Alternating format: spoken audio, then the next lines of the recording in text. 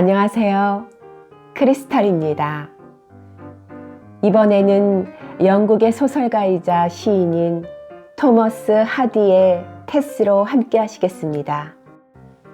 구독, 좋아요, 알림 설정 부탁드립니다.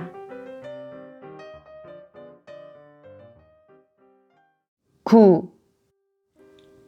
테스가 일하게 된 양계장은 사방을 돌담으로 쌓아 올린 울타리 안에다 이영을 올린 농가 안에 있었다. 테스는 닭모이를 주고 수의사 노릇 겸 달개 친구 역할도 하면서 그 농가에 머무르게 되었다. 온통 담쟁이 덩굴로 뒤덮인 농가의 아래층이 양계장이었다. 역시 담쟁이 덩굴로 뒤덮인 굴뚝은 마치 황폐한 탑처럼 보였다. 아래층 방에 가득한 닭들은 마치 자기네가 주인인 양 돌아다녔다. 그것들은 마치 이 집을 지은 건 자기네들이지 지금은 한 줌 흙이 되어 교회 묘지의 동서쪽에 파묻혀 있는 옛날 지주들이 지은 게 아니라고 하는 듯 했다. 이 옛날 지주들의 후손들은 더버빌 집안이 이곳으로 이사와서 집을 짓기 전까지 자기네 조상들이 막대한 자금을 들여지어 수세대에 걸쳐 살아왔고 자기들이 몹시 좋아했던 이 집이 더버빌 만화님의 손으로 아무 미련도 없이 양계장이 되어버린 것을 보고 자기네 집안이 엉망이 되어버린 것처럼 느끼고 있는 것 같았다. 한때 수많은 애들이 자라면서 북적거리던 방들이 이제는 햇병아리들의 모이 쪼는 소리로 시끄러웠다. 닭장 안에서 미친 듯이 날뛰는 암탉은 옛날 점잖은 농부들이 앉았던 의자를 차지하고 있었다. 한때 불이 활활 타오르던 난로 속에는 벌통이 거꾸로 가득 차 있고 거기에다 암탉들은 알을 낳고 있었다. 사방이 담으로 둘러싸인 뜰에는 단 하나의 출입문만 있을 뿐이었다. 테스는 이 농가에서 하루 저녁을 지낸 다음 날부터 일을 시작했다. 전에 집에서 양계를 했던 경험을 살려 1시간 정도 이것저것 손질하고 있을 때 흰 모자를 쓰고 앞치마를 두른 하녀가 안채에서 심부름을 왔다. 더버빌 부인이 닭을 보시겠대요. 하녀는 테스가 더버빌 집안 사정에 대해 잘 모를 거라는 것을 깨닫고는 얼른 덧붙여 말했다. 마님은 늙고 앞을 못 보신답니다. 앞을 못 보신다고요? 뜻밖의 사실을 캐물을 사이도 없이 테스는 하녀가 가르쳐주는 대로 가장 멋있는 함부르크종 닭 2마리를 팔에 안고 역시 닭 2마리를 팔에 안은 하녀를 따라 안채로 들어갔다. 화려하고 웅장한 안채로 들어가면서 테스는 현관에 흩어진 닭털과 풀밭에 가져다 놓은 조그만 닭장을 유심히 보았다.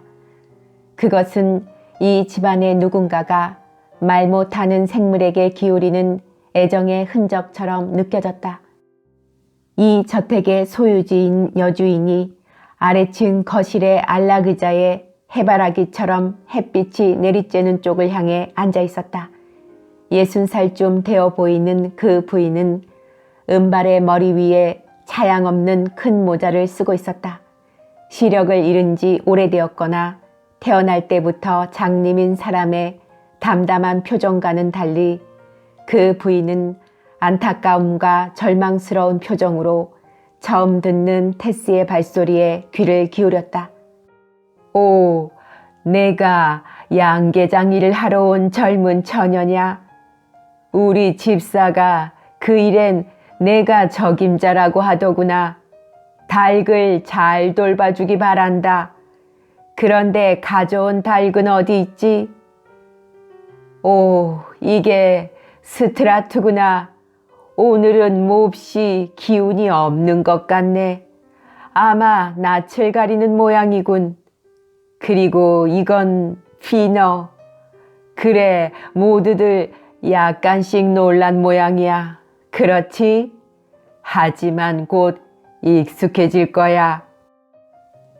노부인이 이야기를 계속하는 동안 테스와 하녀는 부인의 손짓에 따라 그녀의 무릎 위에 닭을 갖다 놓았다. 부인은 닭들의 머리에서부터 꽁지에 이르기까지 부리며 벼시며 수탉의 목털과 날개, 발톱까지도 세밀히 더듬어 보았다. 그녀는 만지는 것만으로도 닭의 종류를 금방 알아냈고 깃털이 하나쯤 빠졌거나 때가 묻어 있는 것까지도 금방 알아차리곤 했다. 그리고 그녀의 얼굴에는 머릿속에 그려지는 나름대로의 판단이 말없이 그려지곤 했다. 테스와 하녀가 처음에 가져왔던 닭들은 모두 닭장으로 되돌아갔다.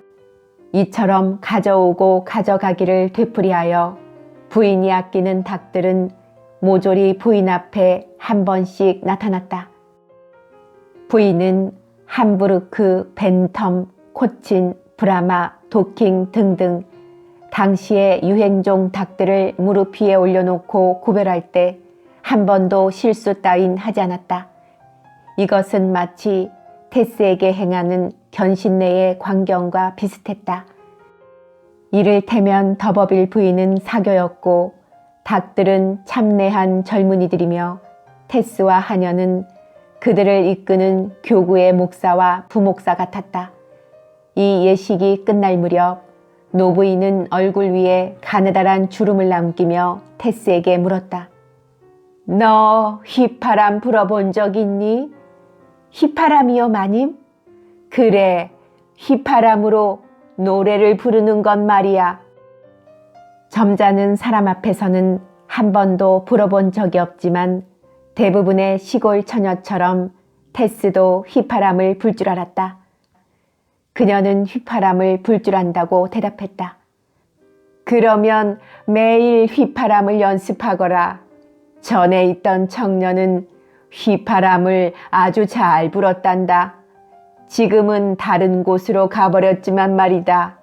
사실은 내게 방울새 한 마리가 있는데 눈으로 볼 수 없으니까 노랫소리라도 들을 수 있도록 휘파람을 가르쳐야 하거든.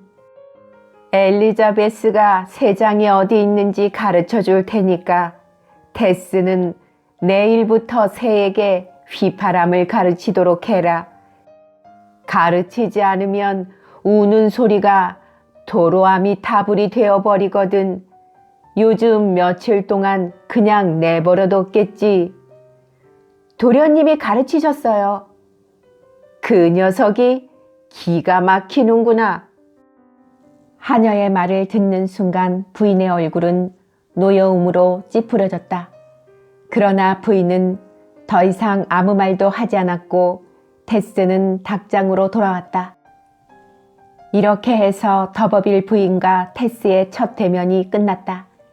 이미 저택의 규모와 살림살이를 보고 그만한 일은 예상했던 터라 부인과의 대면에서 테스가 이상하게 느낀 것은 없었다.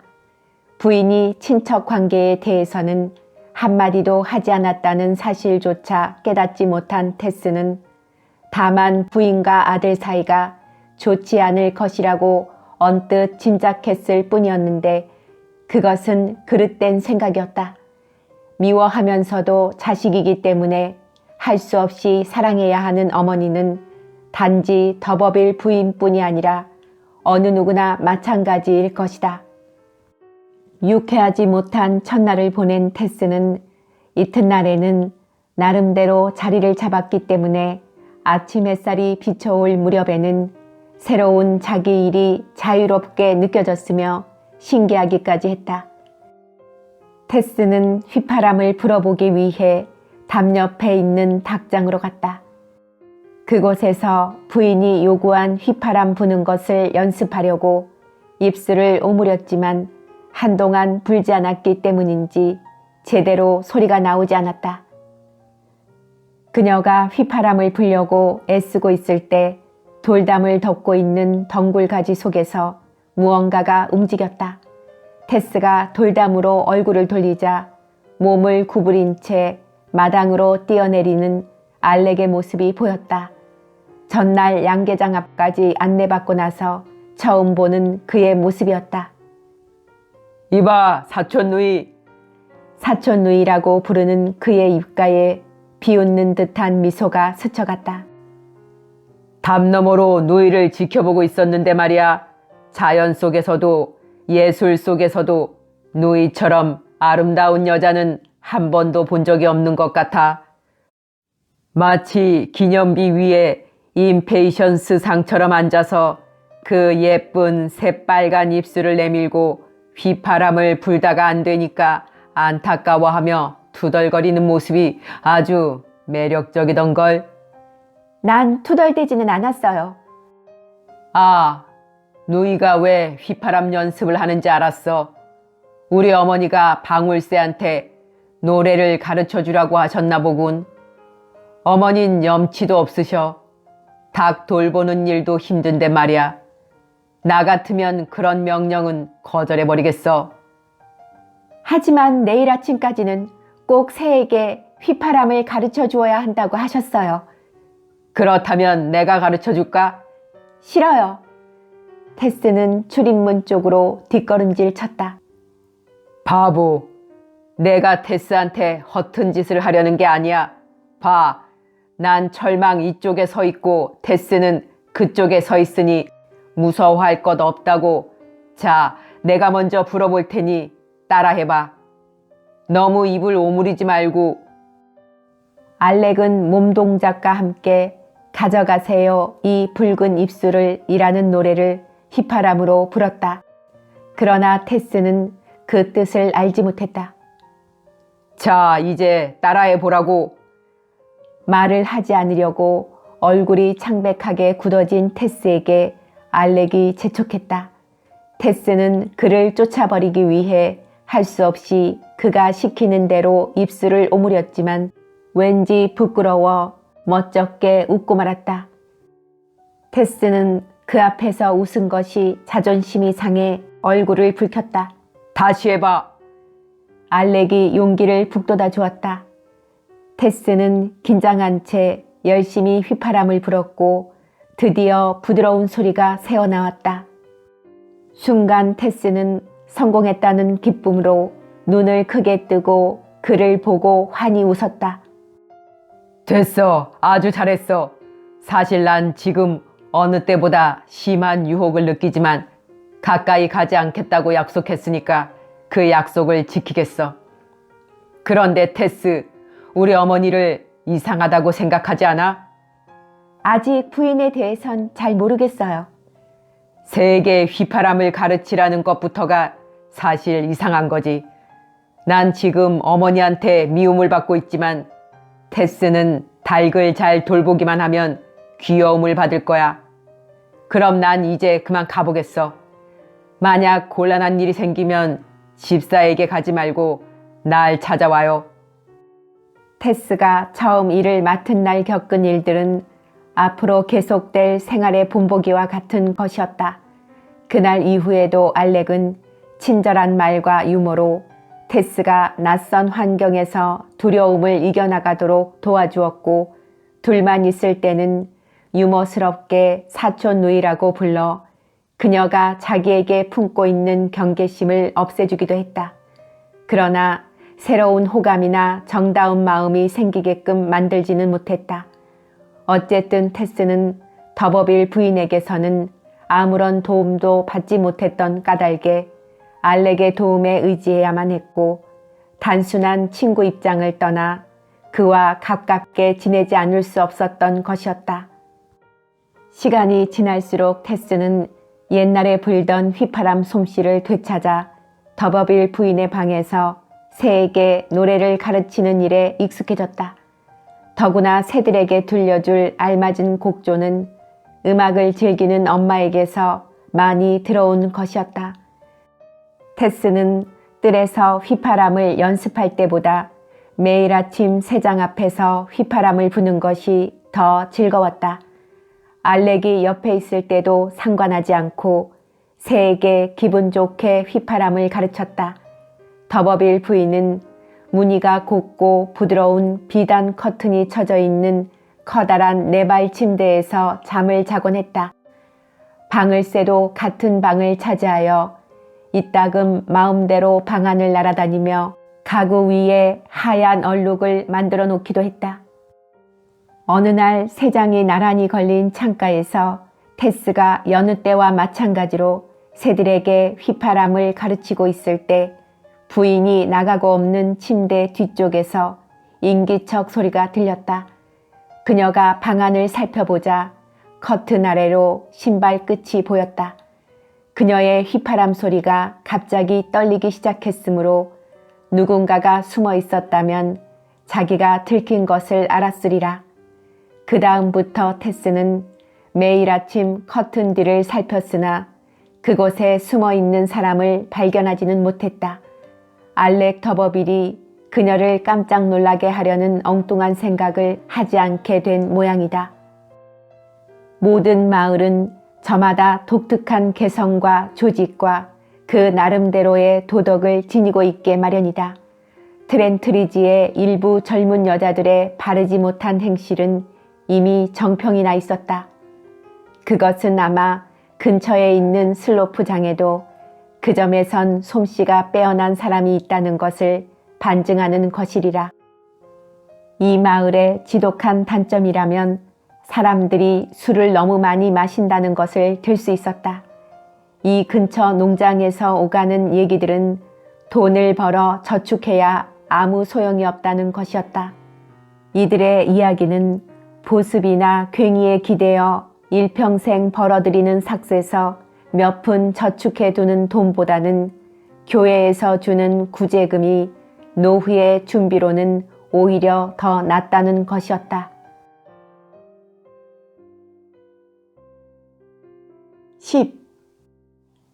트렌트리지 마을 사람들의 가장 큰 즐거움은 토요일 저녁에 마을에서 가까운 체이스 버러의 작은 주막에서 밤늦도록 술을 마시는 일이었다.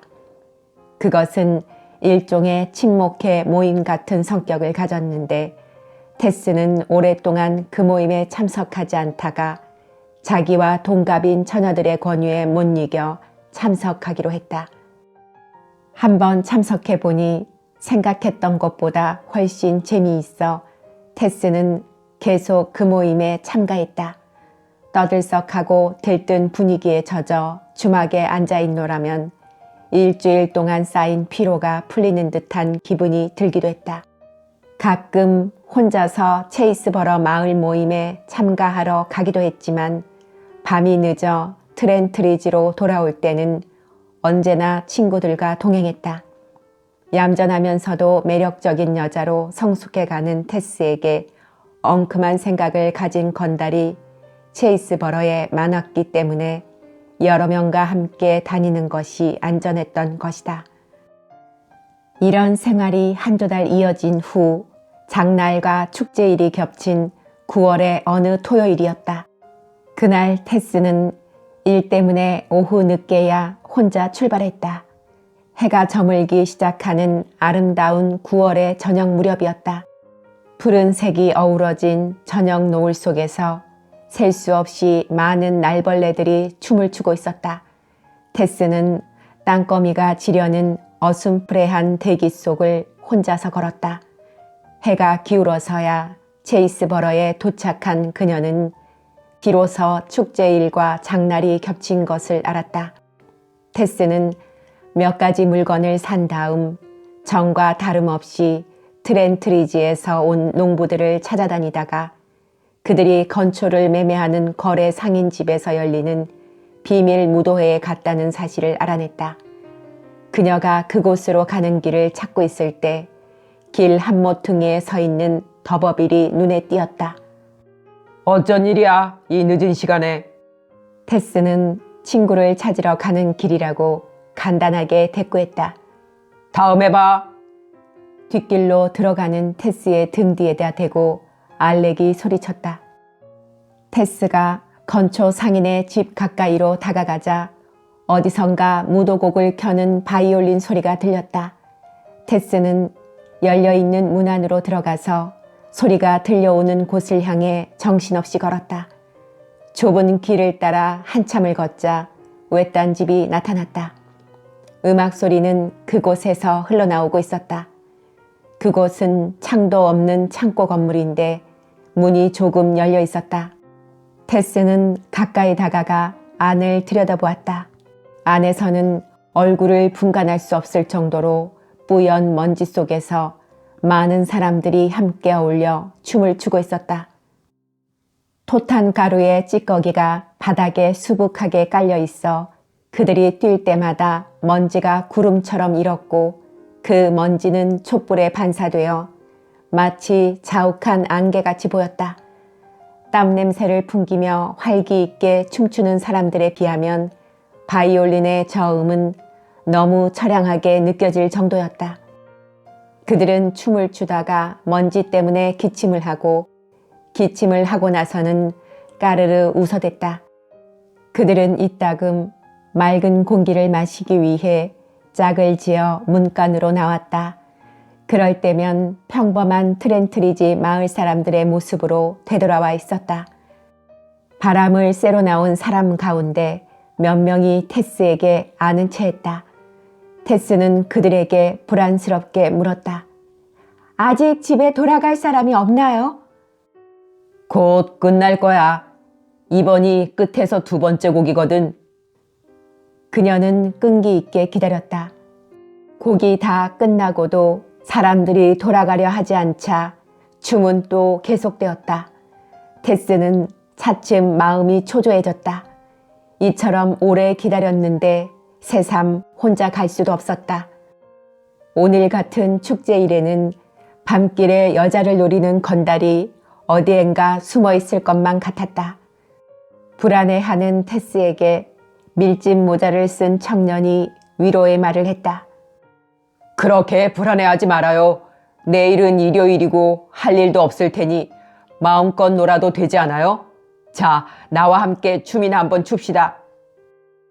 춤을 싫어하는 건 아니지만 그녀는 추고 싶은 생각이 전혀 없었다. 시간이 흐를수록 춤은 한층 열기를 더해갔다. 그들은 파트너를 바꾸는 일도 없이 계속 춤을 추고 있었다. 그때 마당의 어둠 속 어디에선가 큰 웃음소리가 들려왔다. 테스의 등 뒤에서 들려온 그 웃음소리는 창고 안에서 흘러나오는 웃음소리와 어우러졌다. 테스가 뒤를 돌아보자 빨간 담뱃불이 보였다. 알렉 더버빌이 그곳에 서 있었다. 테스, 지금까지 여기서 뭐하고 있는 거지? 그녀는 집에서 하루 종일 일하고 나온 뒤 동행할 사람을 찾아 이리저리 다니다 보니 너무 피곤해져서 알렉에게 솔직하게 모든 사정을 이야기했다. 저 사람들은 아직도 집에 갈 생각을 하지 않아요. 하지만 이제 더 기다릴 수가 없을 것 같아요. 그렇지. 더 이상 기다릴 수가 없을 거야. 지금은 내가 타고 온 말밖에 없지만 저쪽 술집으로 가면 마차를 빌려서 집까지 데려다 줄 수 있어. 테스는 그의 말에 귀가 솔깃했지만 아직 그에 대한 불신감이 남아있는 터라 동행할 사람을 기다리기로 작정했다. 저 사람들한테 기다리겠다고 했으니까 그들과 함께 가겠어요. 좋아요, 도도한 아가씨. 마음대로 하시지. 그는 담뱃불을 다시 붙여물고 저쪽으로 가버렸다. 그러고 나서 얼마 지나지 않아 트렌트리지 마을 사람들이 함께 출발하기 위해 다른 마을 사람들과 떨어져 한 곳에 모였다. 짐과 바구니를 한 군데 모으고 모든 준비를 끝낸 뒤 30분쯤 지나서 교회의 종이 11시 15분을 알릴 때 그들은 언덕으로 길게 뻗은 길을 따라 트렌트리지 마을로 출발했다. 달빛을 받은 모래땅이 유난히 희게 반짝거렸다. 마을 사람들과 어울린 테스는 이런저런 이야기를 주고받으며 길을 걷고 있었다. 술 취한 남자들은 몸을 제대로 가누지 못해 비틀거렸다. 여자들 중에서도 남자들처럼 술에 취해 비틀거리는 사람이 몇 명 있었다. 얼마 전까지만 해도 더버빌과 잘 지내왔던 카다치, 스페이드 여왕이란 별명을 가진 살결이 검고 욕지거리를 잘하는 여자와 그녀의 동생인 낸시를 비롯해 몇몇 여자들의 술 취한 걸음걸이는 우스꽝스럽고 보기 흉했다. 그들은 자기 나름대로의 멋으로 주정을 하고 있었지만 아버지의 주정을 신물이 날 정도로 경험한 테스에게는 그것이 언짢게만 느껴졌다. 오랜만에 달밤의 풍경을 즐기려던 기분마저 사라져버렸지만 안전을 위해서는 그들과 동행하는 수밖에 없었다. 그들은 큰 길에서부터 여러 명씩 짝을 지어 걷다가 맨 앞에 가던 카다치가 농장으로 들어가는 문을 열려고 애쓰는 사이에 다시 한 군데로 몰려들었다.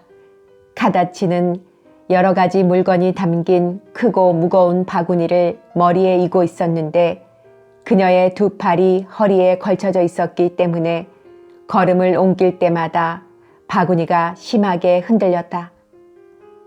어머, 내 허리로 흘러내리는 게 뭐지, 카다치?